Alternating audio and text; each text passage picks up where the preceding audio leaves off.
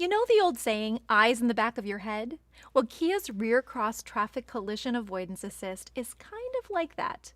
Rear Cross-Traffic Collision-Avoidance Assist, or RCCA, is available on select Kia models.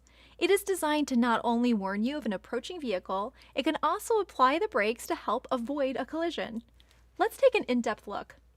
When you shift the transmission into reverse and are driving slower than 6 miles an hour, RCCA activates the system sensors, the eyes, to detect any vehicles approaching from left or right. If something is detected, it will sound an alert, and the warning indicators on the appropriate outside rearview mirror will illuminate. And there will be a message displayed on the instrument cluster screen.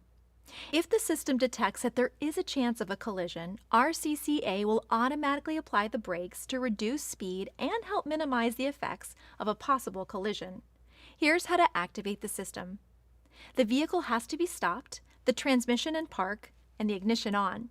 Press the Mode button on the steering wheel to go to the user settings in the instrument cluster. Then select Driver Assistance, Parking Safety, Rear Cross Traffic Safety, and press OK.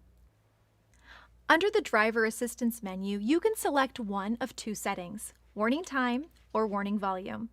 In warning time, early or normal maximizes the amount of distance between the vehicles before the initial warning occurs, while late reduces the amount of time between vehicles before the initial warning occurs. Under warning volume, you can set the level to high, medium, or low.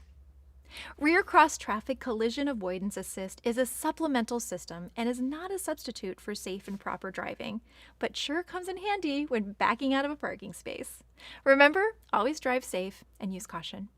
For additional information on Rear Cross-Traffic Collision-Avoidance Assist, please refer to your Kia Owner's Manual, the Features and Functions Guide for your vehicle, or the Kia Features and Functions Videos YouTube channel. Thanks for watching.